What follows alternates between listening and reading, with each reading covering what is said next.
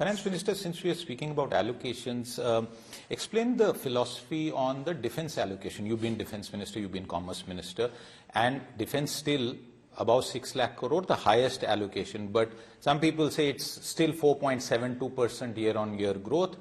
Earlier than that, in the previous financial year, there was a substantial increase. What's the philosophy behind the defense budget allocation?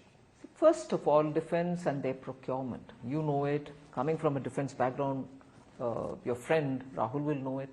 We share that background. Yes. The long-term perspective planning that the defense has is really long time, and they go on fitting every year towards achieving that long-term goal. And for each year, it's not a proportionate allocation towards that long term. Sometimes it's more, sometimes it's less, sometimes it's just about all right, and so on. So it is the end goal that your long-term perspective plan, which has to be achieved, and in the process, the allocations keep going up and down. In order that we get a complete picture of how money has got to be allocated for defense, is where the division happens. Pensions and salaries, the revenue is one account. We don't include that. Still about 52% of the entire. Yeah, we don't include that. It may be 52% of the total defense budget. No, that's committed. That's a committed one, and we sincerely believe it should be where it has got to be. And after that is when you're looking at replenishing the existing lifespan of a particular vector, lifespan of a particular long-term asset. And then looking at just the components and so on. And then within that, you're looking at how much is Army, how much is Navy, how much is Air Force, how much is Coast Guard. So it is not as if we blindly give one chunk of amount and say, sorry, that's the end of the story, you can do. Now what we placed emphasis in this vote on account is to make innovation-driven procurement and manufacturing within India for Atmanirbhar defense. So you're driving money towards greater innovation within the country, that you're able to produce those equipments which are critical for you within India. For that, I've made a separate allocation. So it is now a lot more calibrated to the needs of each one of them. It's not blanket, give money, do what you want. One of the big developments in the international money markets this year will be when JP Morgan includes Indian government bonds in the government bond index for emerging markets from June. We've seen that you've reduced the fiscal deficit from the projected 5.9 to 5.8 now, hoping to bring this down to 5.1.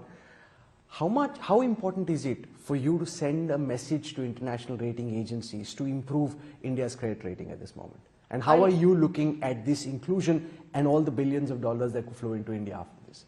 See, there are two different things. Going into JP Morgan's listing is one thing. You are going to get money which is going to be less costly, and it'll be almost a default setup that it will keep coming once it is in the list and so on.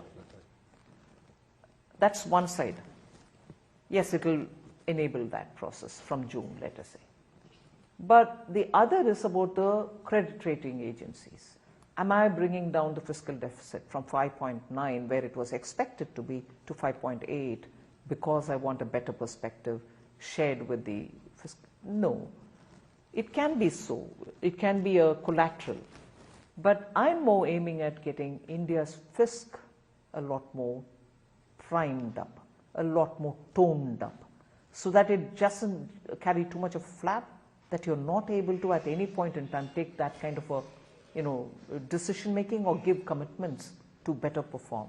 So discipline in fiscal management is something which Prime Minister Modi takes very seriously. Even as a Chief Minister, he's had a record showing how he managed economy, finances within Gujarat. But some of the states aren't following this kind of an approach. How concerned are you by the kind of public indebtedness we're seeing in some of the opposition? It is concerning, and we talk to them. We try to sort of help them out to rearrange their fiscal.